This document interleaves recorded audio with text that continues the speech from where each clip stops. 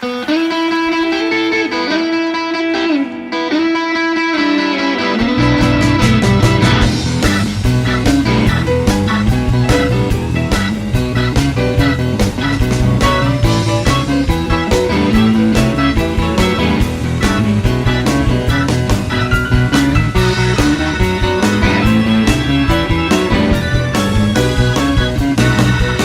the first time I saw her, I knelt it on the floor.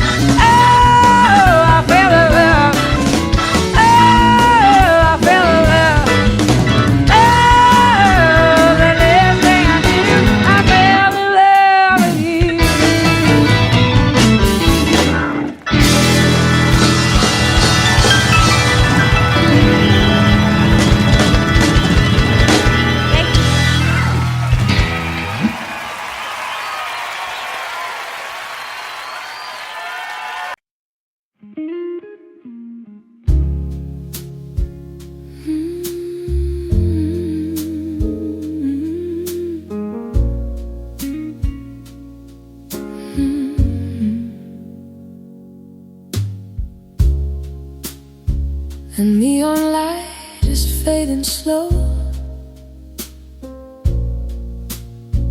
Another night I drink alone. Your shadow still across the floor, like you just walked out the door. And every note the piano cries feels like your last goodbye. Oh, baby, my heart still sings the blues every midnight, missing you. Smoking whiskey in the air, but you're the ghost that's everywhere.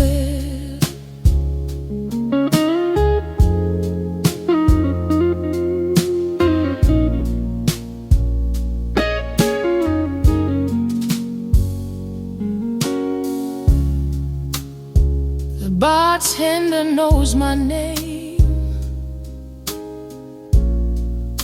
and every song still feels the same. A lonely guitar starts to cry, just like the tears I hide.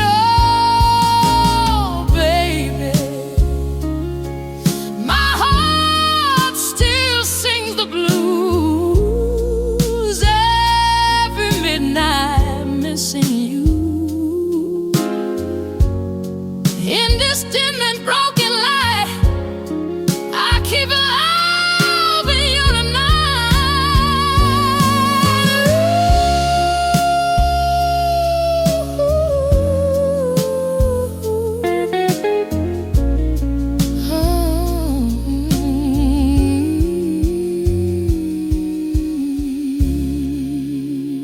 The band keeps playing soft and low, but you're the song I can't let go.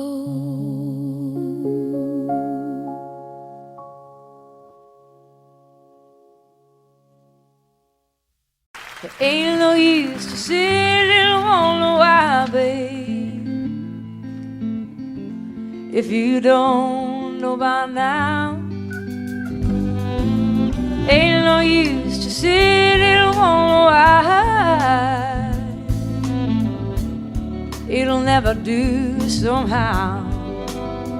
Oh, when your rooster crows out the break of dawn, look out your window and oh, I'll be gone. Oh, and you're the reason I'm traveling on. Don't think twice, it's alright. Ain't no use in turning on your light, babe, the light I never know. Oh, now it ain't no use in turning on your light. I'm on the dark side of the road. Oh, now I'm thinking and wondering, walking down the road. Oh, I once loved a man, a child, I am told. Oh, I gave him my heart, but it wanted my soul. Now don't think twice, it's alright. Ain't no use in calling out my name, boy, like you never done before. Oh, now it ain't no use in calling out my name now. I can't hear anymore. I wish there was something you might do or say, oh, to try and make me change my mind and stay. Oh, but we never did too much talking anyway. Now don't think twice, it's alright.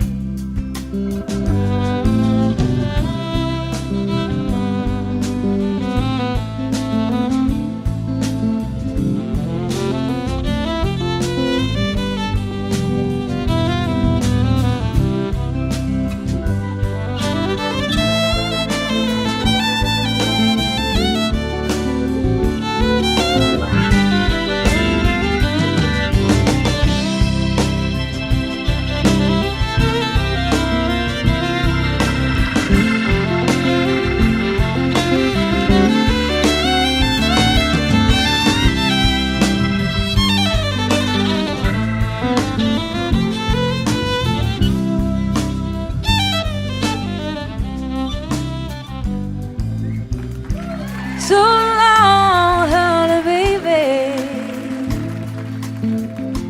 Where I'm bound, I can't tell. Oh, my goodbye's too good to wait now.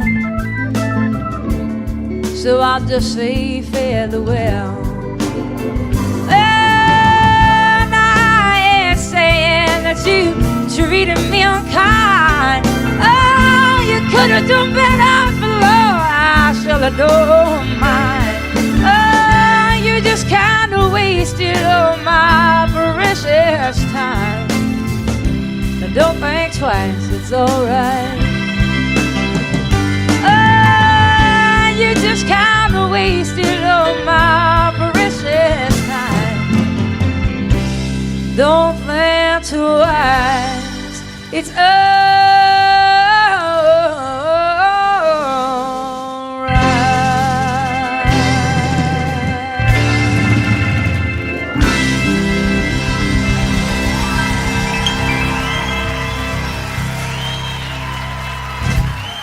Thank you.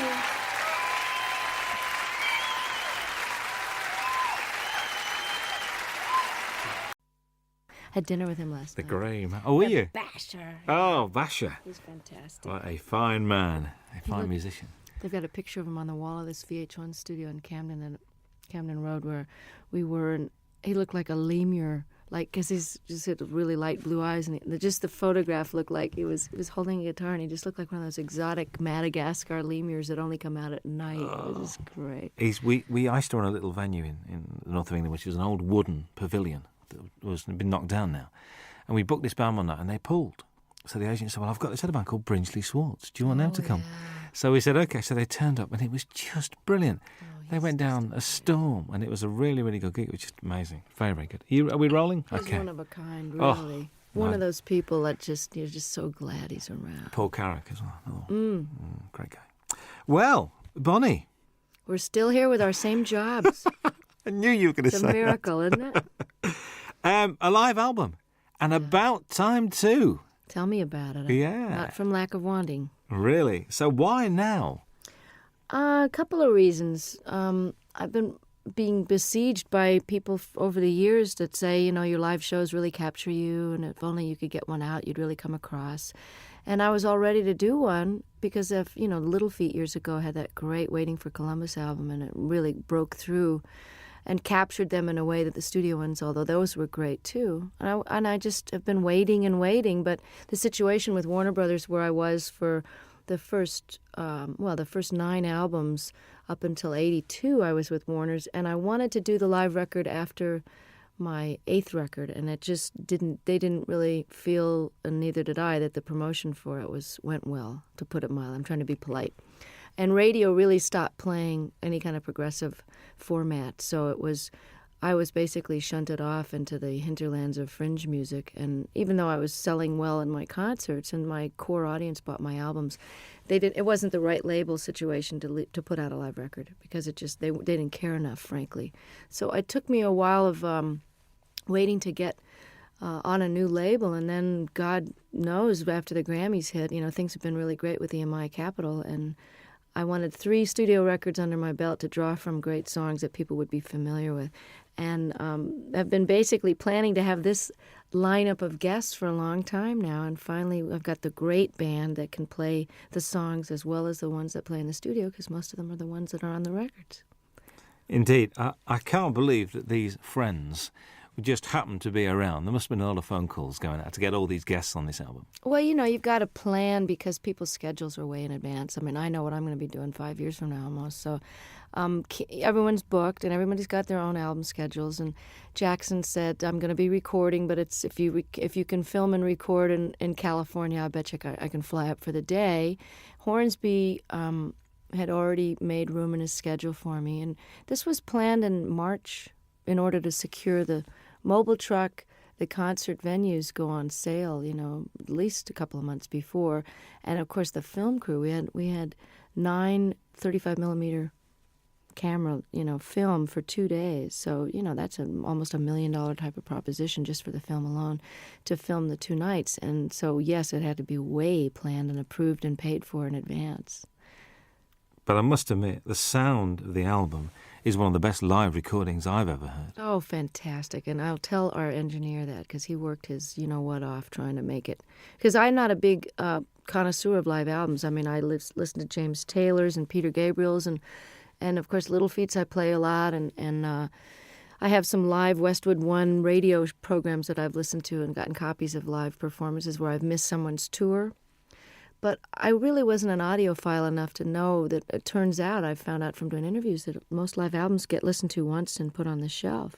So Ed said, he really wanted to go for, making this the best live-sounding record he's ever heard. And he studied a lot of them about how much echo in the room echo to leave in and how much clapping between songs and how much talking.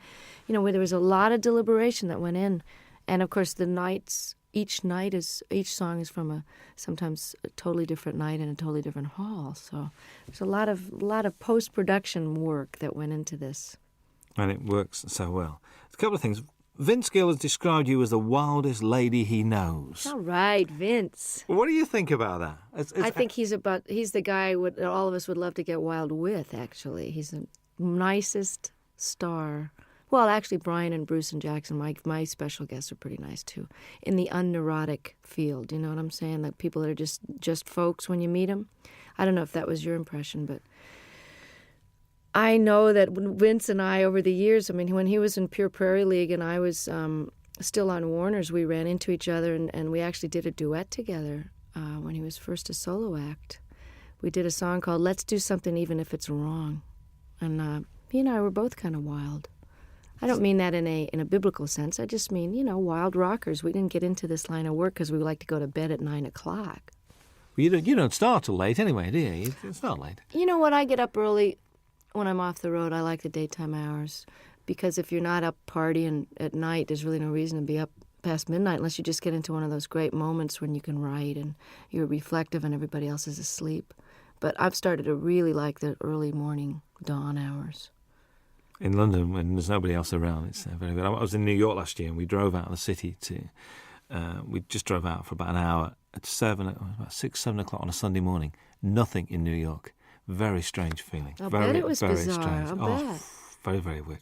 Do you think marriage has given you a different outlook on life? Have you calmed down or not? Or do Michael and you have a sort of a thing, I don't think marriage has much to do with the calming down. I think just getting older, from your 20s to your 30s, there's a certain calming down, and I don't know about your life, but most of the rockers I know, and by rockers I mean not such as a musical categorization as in party as much as you want and can get away with kind of a thing. Like I would never jeopardize my job or walk around stumbling, and I never was one of those kind of visibly out of it kind of a person where people would comment on it. It was more like a private thing after the show, but lifestyle changes in your 30s are necessary if you want to keep your wits, your memory, your looks, and your health, not to mention the most important, which is your music.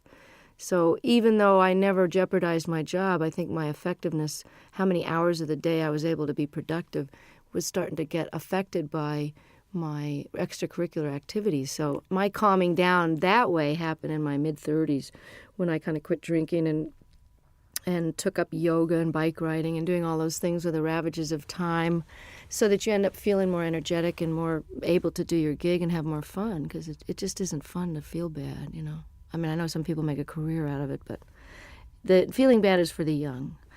And marriage has just been, it's a challenge, and it's very adventurous, and it's exciting to know that somebody's not going anywhere when you have a big row, but it's also comforting to know that there's a level of commitment that makes the rough times more doable, and that makes the sweet times very, very deep. And, the learning about each other and learning about yourself. Stuff comes up in marriage that didn't come up when you're living together with other, I didn't live with Michael until we got married. And you repeat patterns in your parents' marriage, whether you wanted to or not. And I found that to be a very big surprise because it didn't happen before until you get married. I think you hear those words coming out of your mouth and you go, there she is. There's that mom thing again. Bruce Hornsby appears on two very different songs on this album. Very much Think Called Love and I Can't Make You Love Me. He's not only a great musician, but a really nice guy. And these two songs not only show the diversity of your talents, but also his as well. Was that why you asked him to play on those two songs? It was one of those things where on the tour we did together last year, we did a 4-month double bill of the Outdoor Sheds when my new album was out. And it's quite obvious that I just think the world of him. And he made such a difference on I Can't Make You Love Me. And then he invited me to play on and sing on his last record before this current one.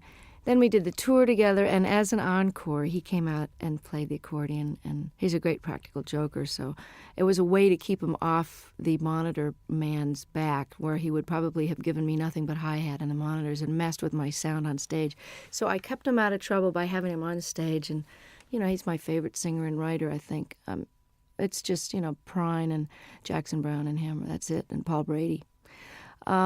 I Can't Make You Love Me, I can't even imagine recording live without him on it. So he was very gracious, and I just got to participate in his PBS special and got to play with Pat Metheny, the three of us on stage alone, singing The Tide Will Rise. And it was just absolutely a highlight of, my respect for those men is just unbounded. And his musicianship is far surpassing anybody in the pop world that I know. He's really as nice a person as he is a genius, too. Whenever I bump into him, it's like, and it's like he sits down and he talks to you and he takes time. Mm-hmm. It's never, so I've got to rush now. He's just one of those guys. And I thought his current album is very, very good. I do, too. He's really a jewel, and such a normal guy, just like Don was. And it's interesting because I've gotten to know Brian the last few days more because we've been hanging out at the Top of the Pops.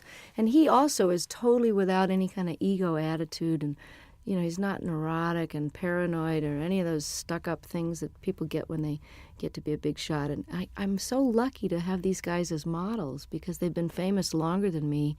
Hornsby came out of the box with big hits, and he's just nonplussed, totally regular guy.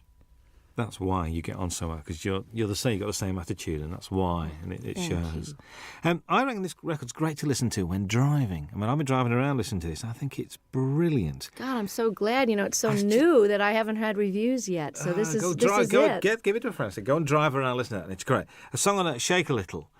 New song to you. New song by the guy Michael Ruff, who wrote "Cry on My Shoulder" on Nick of Time, and. I listen to so many tapes of things where people have a cover letter that says, this is so perfect for you, we've had you in mind, and then it's just dreck. So I appreciate the thought, but, I don't know whether to throw a bucket of water on them the next time I see them or just never answer their phone call. And then there's these jewels like Michael Ruff, who's a brilliant artist on his own and has never gotten the attention he deserves. And I think he's actually got quite a good career in Sweden going on for some reason. But he had 2 great records on Warner Brothers years ago, and the women are all mad for him because he's absolutely gorgeous. But what an unbelievable tune. I'm glad you mentioned it because I love it. I think it made a good single, actually. I was listening to it. I think so, make too. A good single. Matters of the Heart is haunting. That's one where I think you mentioned this capturing the audience. You could hear a pin drop in that auditorium. They're all there as one, I think. And hadn't heard the song before, too. No, so that was really which is great. like, ugh. Yeah. And, did you feel that was a special performance that night with them? Exactly. That was why we picked that night's performance. All the great part about recording 6 nights is that we really got the best performance of each one. It was hard to choose sometimes, but there was always one that had that pathos and a unity of, whether it was a spontaneity or just not thinking about it. Everybody forgot about the tape, and the audience, for whatever, it's almost like a great meal or making love. There's just that one evening where it's that you're doing the same thing with your lover that you've always done, but it's just fitting and feeling perfect. And that this track has got a soulfulness to it, kind of a Ray Charles thing that, Michael McDonald is an incredible writer and singer. So the fact that to wrap myself around one of his songs like this is, you're as good as your material. And like I Can't Make You Love Me, this is one of those classic songs. I think what's nice about this record as well is it's not Bonnie Raitt's greatest hits live, which I'm so pleased about. It's a real, it's almost it's a comment and it's a reflection. Was that purposeful, the way you selected the songs? Yeah, and I'm glad to hear you say that. This is terrific that it's coming across, even in its shortened one-disc version of the 2-hour concert. I mean, we were actually surprised, Don and I, when we had to narrow this down, that this played as well, and we almost like this order better than the ones with the extra 4 songs on it. I had no intention of doing a greatest hits, because why would somebody want to buy it? Well, I suppose they would want to have all those so-called hits on one record, but why not try letting the songs go out the way they've evolved over the last few years? I mean, Love Me Like a Man, I recorded in 1972, and the guitar solo is never going to be the same twice.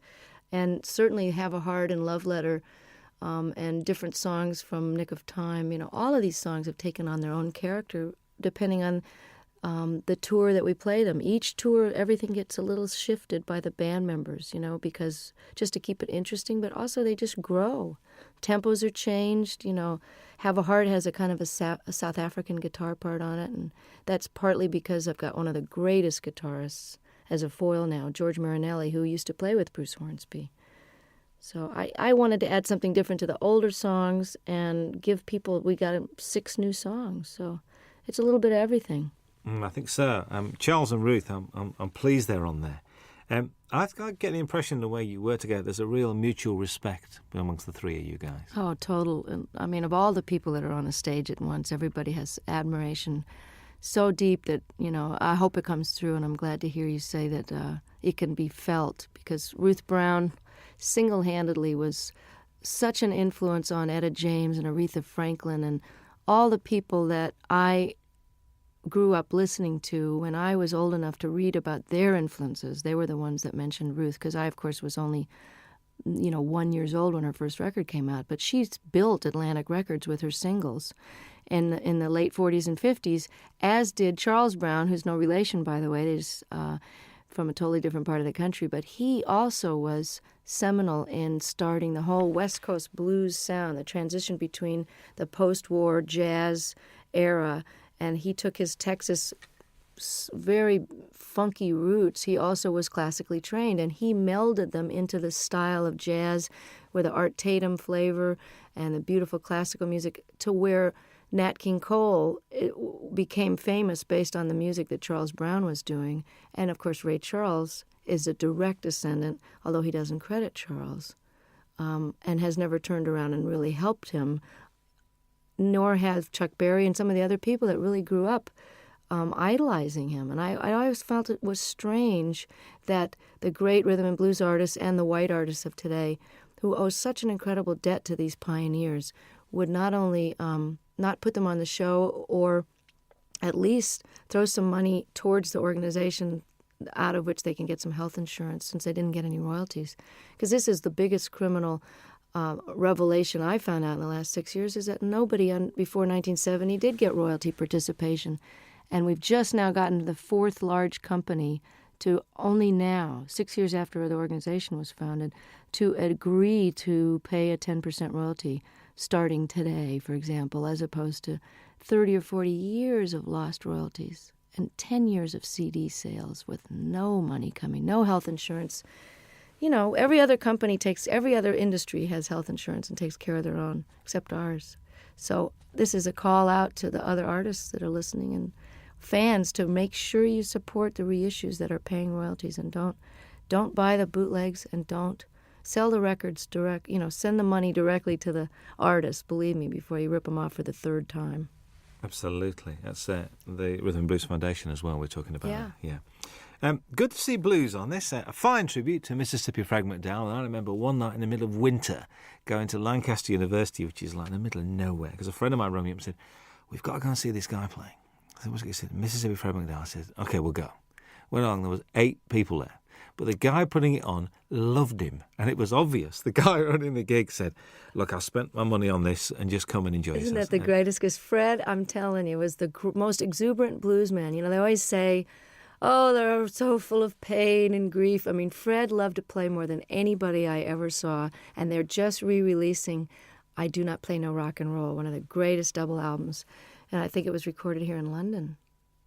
I'm not sure if that was the one, or maybe there was just that in concert where he's wearing this Mexican poncho over a bright yellow sharkskin suit with a bolo, string tie, just unbelievable getup, and loved the girls used to just flock around him, these little white American and English girls just bat their eyes at him, and he loved it so much. Just like John Lee Hooker is just rolling around enjoying his success now, Fred was like that, and one of the greatest Delta bluesmen that ever lived. I mean, you say on there, you think these songs get better with age. Do you think your work gets better with age?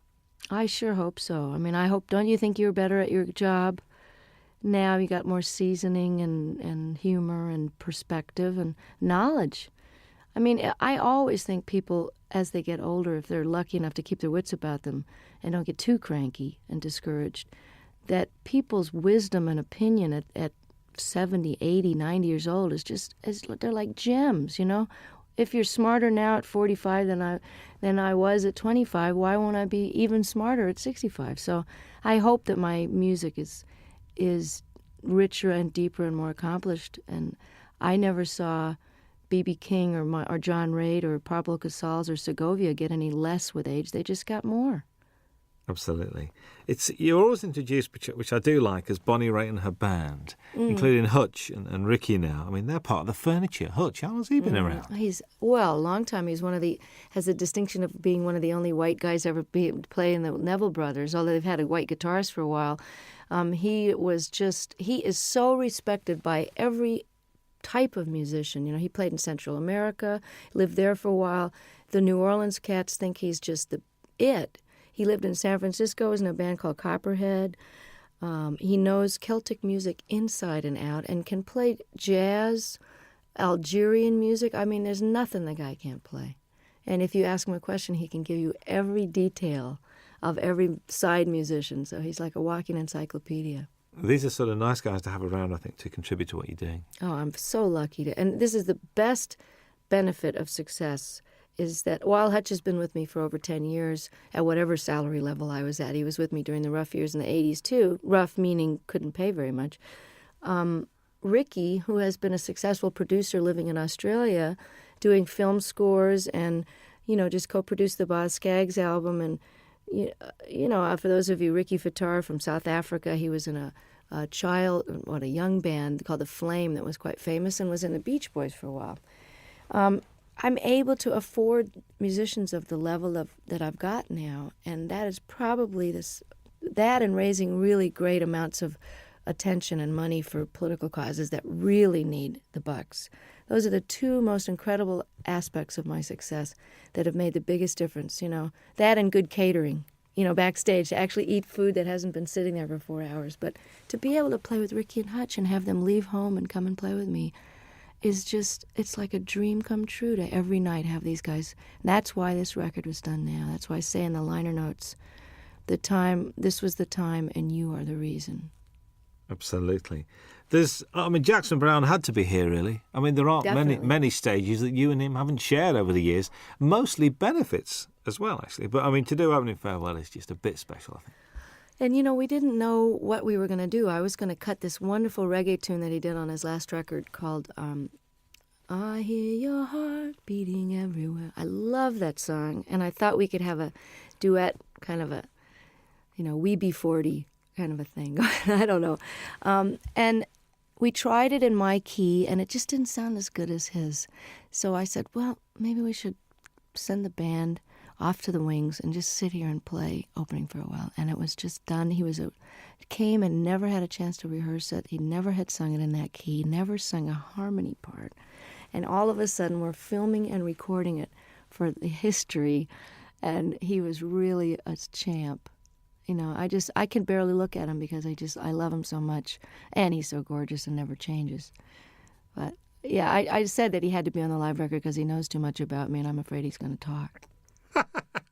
He knows where the body's buried. Well, I know where his skeletons are buried too. So. There's an argument that drink and drugs have added to some of the finest music and literature, and also that all the great artists have got to be a shade crazy. I mean, you know, eccentric, crazy, call it what you will. What do you think about that? Totally agree. It's true that some of the greatest works of literature that are currently recognized and studied by even the religious right as great works of art.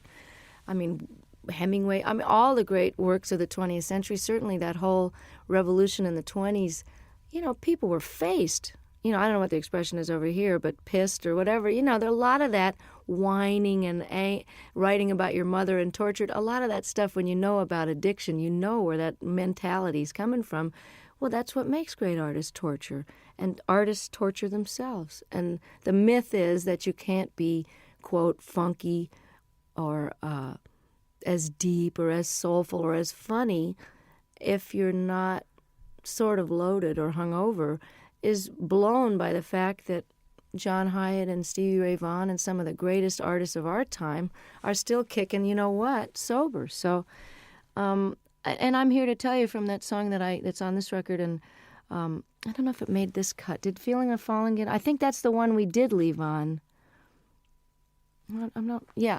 Because I want to let people know that just because you're straight doesn't mean you're not totally miserable and twisted sometimes.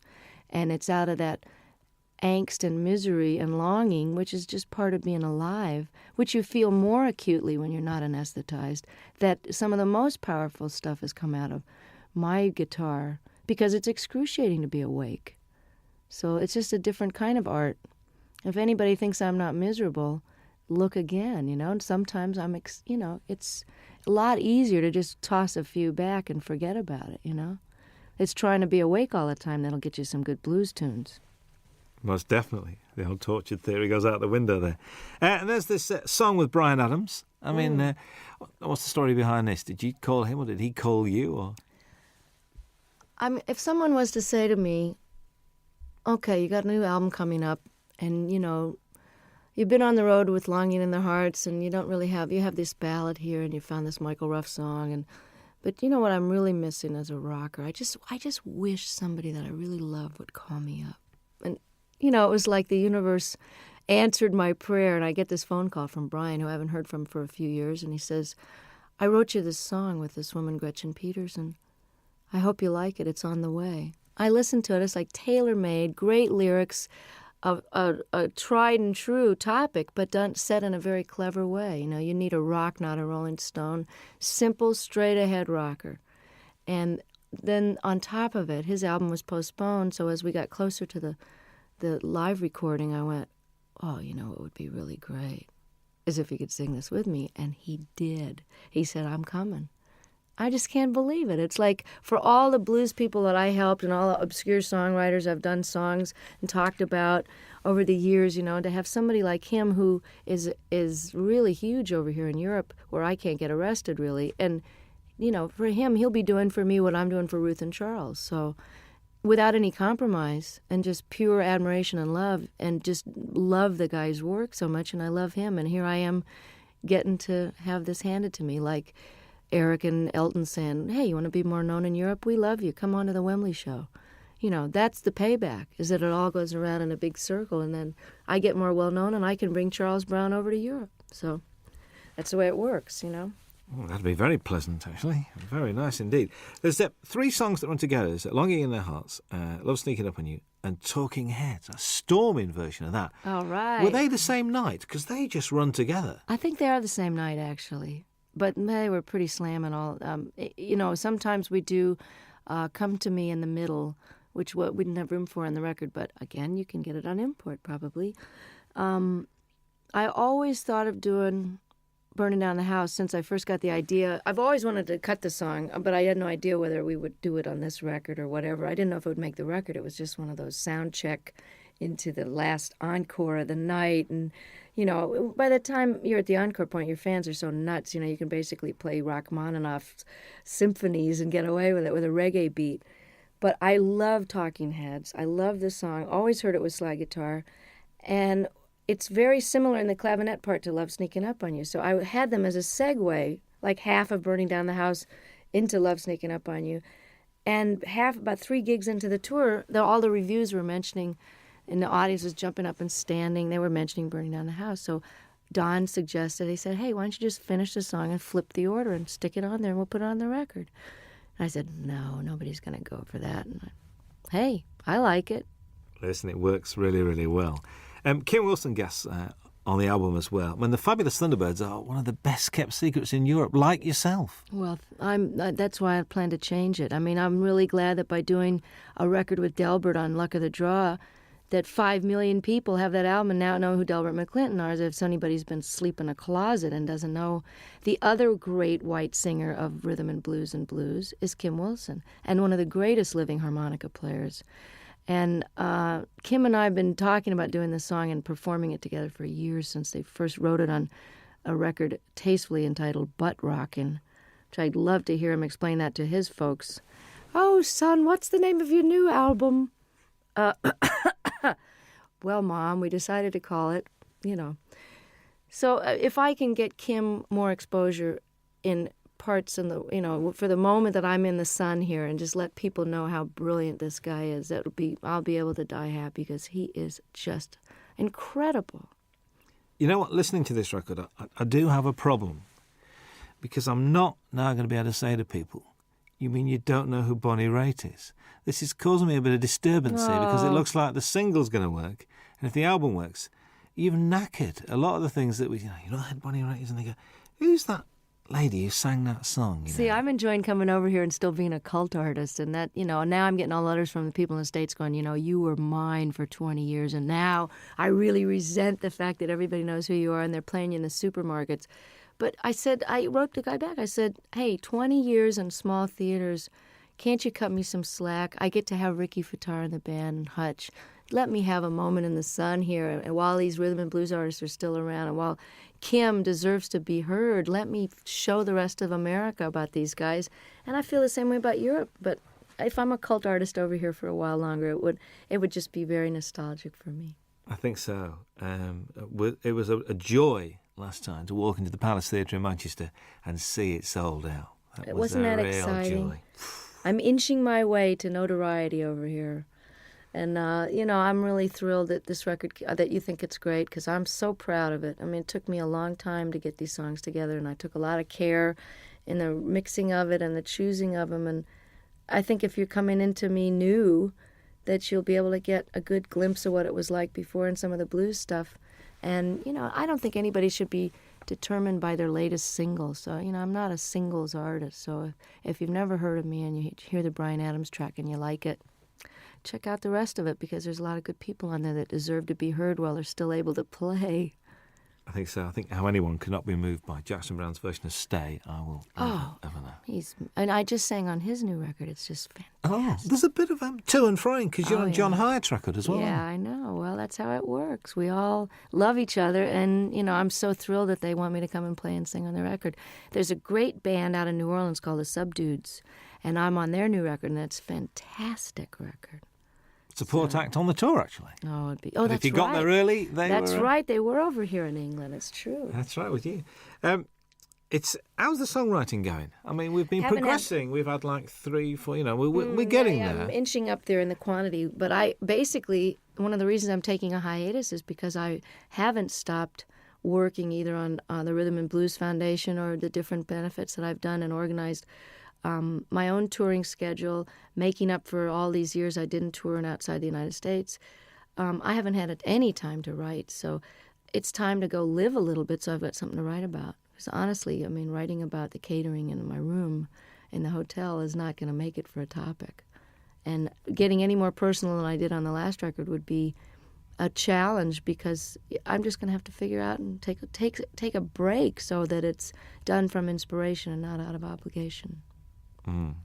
So does this mean that, I mean, I know because you're not a winter person, so come sort of spring, are you going to be treading these shores?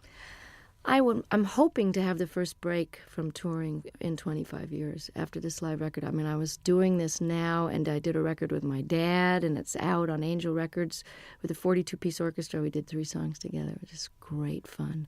And I feel like I've done my bit with Charles and Ruth and Kim and done my major opus here, and it's time to take some time for me, because if you don't fill up and take some time off, there really isn't anything else to say. And I honestly don't think I'm going to be touring this next year unless for some ungodly reason, or perhaps truly godly reason, this record with Brian and this record takes off in Europe, and then I'll be a brand new artist and come over and show people where it's really at. A brand new artist again? Yeah. Again. Well, you know, I'm an overnight success, Robin, you know that. There's a description that I read, I'd like your comments on, really. After years of singing about broken hearts, faithless lovers and no good men, Bonnie Raitt entered the 90s at the peak of her already lengthy and impressive career. Has the 90s been good to you, do you think? Oh, yeah, definitely. I mean, I don't think you could argue with the kind of Cinderella story that happened to me when I well, just a lot of changes were made personally before the Grammys happened, but I think your 40s, while, like as I was mentioning before, it's a little harder to be older and awake. It's also easier and more fun to be wiser. You know, does that make sense? It's easier because I know how to do things better, and I know how to handle stuff. I can handle my success. I can handle disappointments. I don't mind getting angry. I know that it's not going to last for 5 days. I'm just getting angry. So the process of growing up is happening now as it is for a lot of rockers, because it's just sort of a postponed adolescence sometimes until your 30s and 40s, and then that's when people settle down. So I've had a really great last 5 years, and I'm looking forward to another 25 and another couple of live records in the middle of those. Absolutely. Bonnie Raitt, thank you very much indeed. Nice to be back. Hi, this is Bonnie Raitt. Very happy to be with Robin Ross on your radio. I want to go to Dave, Scotland. Right. If we send him a tape, right, he'll do a 2-hour special. Wow. He's like a big supporter, isn't he? These guys are just, you know. Thank you, Dave. Thank you for the homeland, for the young girl who's found her way back to your shores any minute now. I'm threatening to show up for Hogmanay again. Again? Oh, Well, tell people God. this time, will you? See, I'm the only one that remembered what happened those 3 days. The entire country was out of their minds. But the studio was. I'm coming back with a video camera because nobody in America believed it. You know, well, they had some sort of sponsorship. They had little bottles of booze on the table, and there was like 65-year-old people just totally clapping and yahooing it up, which is a little glimpse of what like a Crosby, Stills and Nash audience is going to be like in 20 years. You know, will be a bunch of old geezers singing, you know, just a song before you go. But they'll still be all applauding. And Sheena will be singing Morning Train, and me and Brady will be out there on walkers singing Thing Called Love. I found another Brady Buncher. Curtis Stigers is a Brady Buncher. Yes, he is. Curtis Stigers is a Brady Buncher. I found somebody else as well. You know, guess who cut Paradise is Here? Cher. Heard it from Brady's lips today. I'm not kidding. That'd be great. Let's find it right now. Really? So that must be this new album, because she's done the Mark Cohn Walking in Memphis. That's a single. So it'll be on the same Well, it's album. good. I'm glad that she's going to get them some wider attention, you know? Brady's record was great, wasn't it? Mr. Cummings won't know what's hitting. He won't know what to do. I know. He's great. I ring him up. I really wanted to do that song too, but Tina had already done it. I think that Cher track's coming out for Christmas as a Christmas single. Paradise is Here? Well, that's good. I'm glad. I mean, I don't know Good. who produced her, but I hope it's great. My engineer's producing Anne Murray's new record, which should be great. All right. Yeah, she's terrific. When I call you up. Remember when she did wouldn't do that? an acoustic, would she? She should have done. She wouldn't do an acoustic for us. She's doing one now. Hello. I'll come in here and do one. Yeah. We had John Hyatt. John Hyatt did 2 songs. Did he? Yeah, John did 2 songs. Finn did 2 songs, did they not? Which is Neil and Tim Well, Finn. they just told me to come and talk. They did Weather With You, and they did Nobody Angels asked Feet. me. We'll ask you. Anywhere, anytime. Well, you know Hey, we you like know. it. You could play the national anthem and we'd listen to. You know that. So, I'd play your national anthem. It'd be interesting. Yeah. It'd be good. We We're good. good. So you're going to Scotland on this break? You're going to try and I want to. I was threatening to go to Ireland or Scotland over the weekend, but I'm gonna. I'd like to come back when the days are longer, because it's too hard to come over here and have it get dark at 4. Yeah. Not if you're unless you. Especially over that You know what I mean? If your you get nighttime over the hours West can be Coast. more productive, but I want to be able to see stuff. You were going to go around Ireland last time I spoke to you. You were going to I visit did Ireland. it once a long time ago, and I want to do it again. I may do it over the weekend. Just get down the country and see part of it. Well, I did get a whole week in did you? there. I did get a week in Scotland, a week in Ireland back in 91, right after the Grammys. Randy Newman's on Jules Holland on Tuesday night. You should get him in here. I'd love to. With Warner's, you see, Warner's a bit strange. So my best man when I got married is head of promotion at Warner's, and he won't let me do any interviews.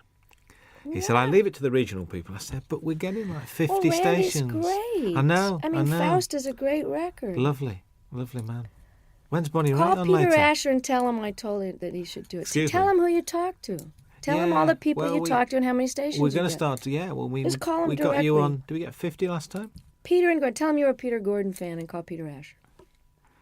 Remember Peter and Gordon? I actually That's went Peter to see Asher. Peter. He's I said, I Randy's- know. he's Well, he used Randy's to manage manager. 10,000 Maniacs as well, didn't he? Yeah. He manages Little Feat. And now he's head of Sony, I think. That's right, I forgot. He got a new job. My former manager is head of Atlantic, then head of Warner's, now he's head of Mercury. Moving Hello. around. We're gonna fire you. Here's $30 million. Get out of here. Oh God. Now you can pay the musician. Here's another label. Oh, Could you sign that for me, please? Are you kidding? Thank you. I've got great. I've got a shiny one because you haven't got shiny pens, have you? Can I have that on tape, please? And you haven't got any Robin tape. Ross has a shiny one. You haven't Thank you. Would you sign it for me?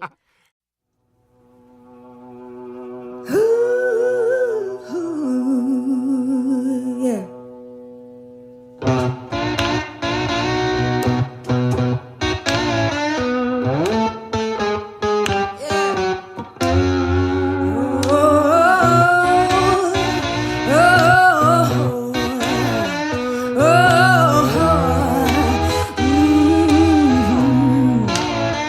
You better come on in my kitchen, yeah, 'cause it's going to be raining outdoors.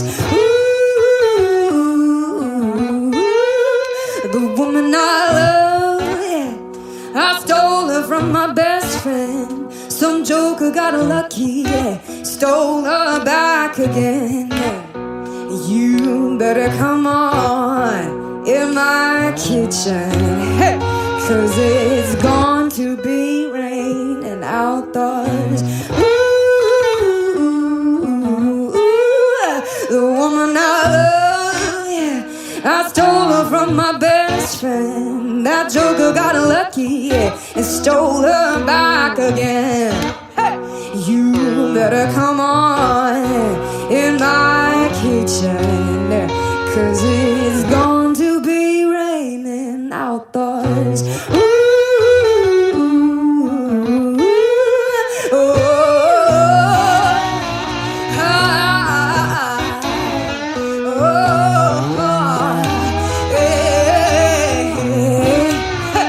You better come on in my kitchen, 'cause it's going to be raining outdoors. Ooh.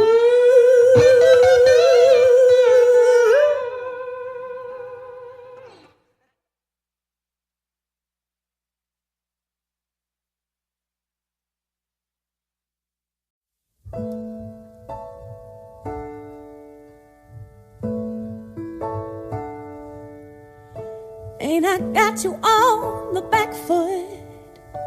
And you know I got you really good. And there's something deep inside of me I got to be. And if you find it hard to follow me, if I lose you in my jet stream, then you only got to raise your eyes and see me fly. Don't tell me that I won't, I can't. Don't tell me that I'm not, I am.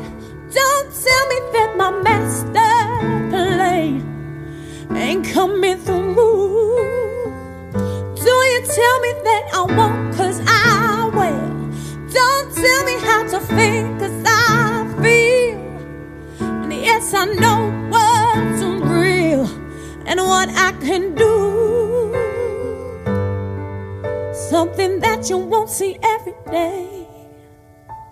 A little girl who found her way through a world that's designed to break on loving your dreams. And if there's one thing I would say to you, is that there's nothing that you can't do. And yes, it's all about your attitude. Don't let them get to you. Don't you tell me that I won't, I can't.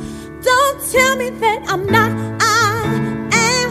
Don't tell me that my master play ain't coming through. Now don't you tell me that I won't, I will.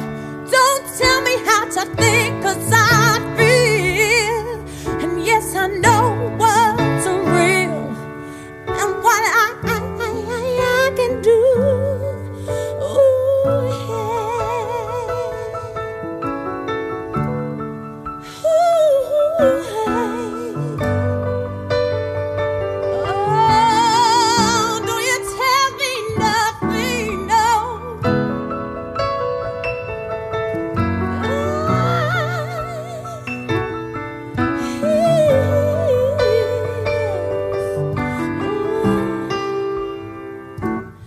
And we're singing in our own voice. We can make that choice to be free. Yes, we're singing in our own voice. We can make that choice to be free now, to be free now. Don't tell me that I won't, 'cause I can't. That I'm not, 'cause I am. That my master plan ain't coming on through. It's coming on through. Don't you tell me that I won't, 'cause I will. Don't you tell me, 'cause I know what's real and what I can do. What I can do. I say, you sing, all right now. L-U-V. I love it. I'm loving, yes I do. And there's nothing you can do here. Music. Ooh, L-U-V. I love it. I love it, I do. Yeah. So don't you tell me nothing. Ooh, ooh, okay.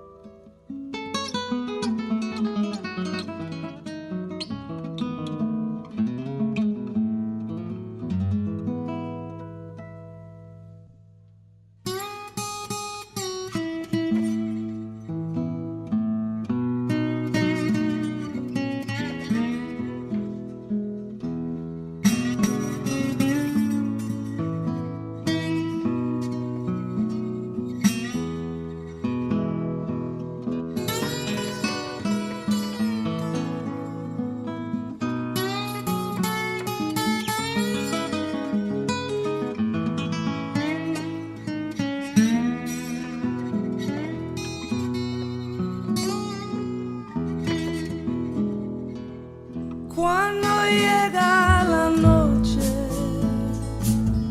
yo recuerdo tu cara y en las olas del mar siento tu voz y en la luz de esta luna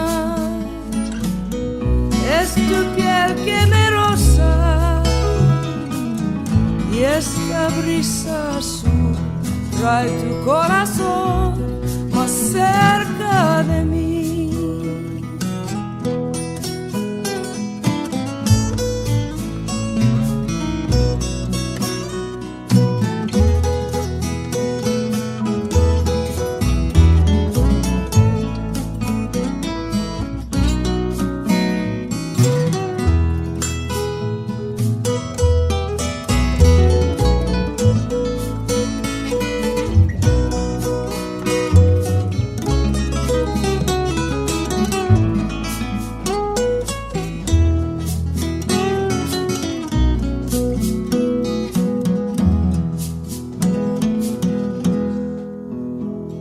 the years with this ache in my heart, and the blindness that keeps us apart, and the wings of this breeze are soon will sing me to you.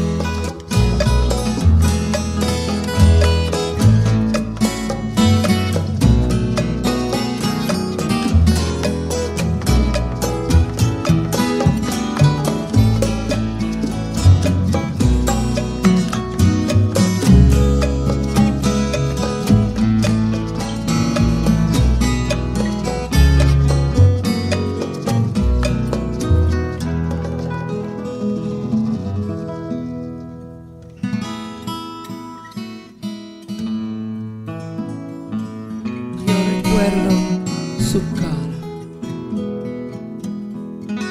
y en las olas del mar yo siento tu voz Y la luz de esta luna es tu piel que me rosa, y este brisa azul trae tu corazón más cerca de mí. Esta brisa azul trae tu corazón más cerca de mí.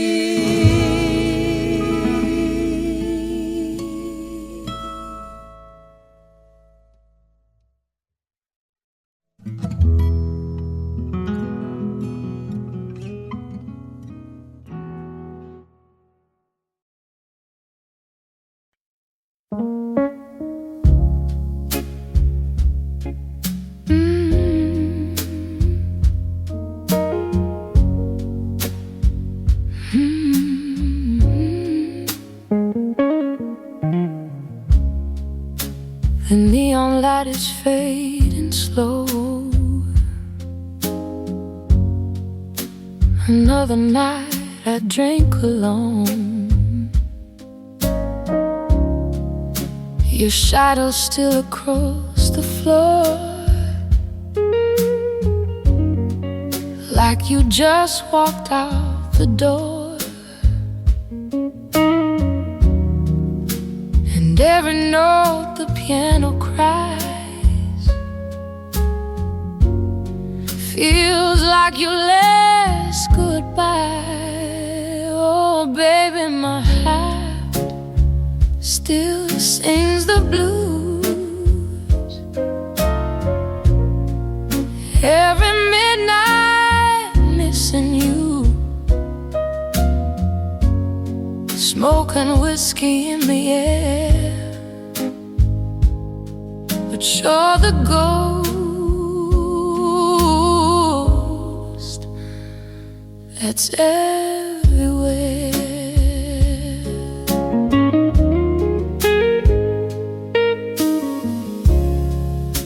The bartender knows my name,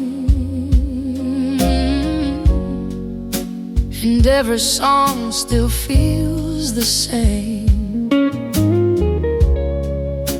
A lonely guitar starts to cry, just like the tears I hide.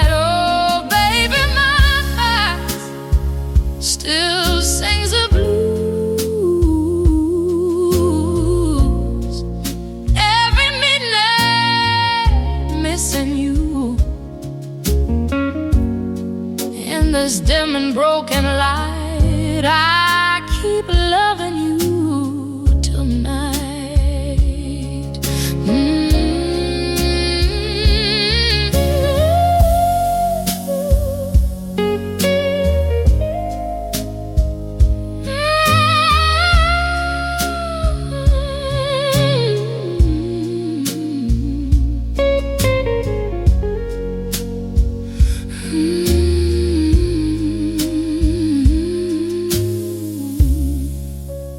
Band keeps playing soft and low,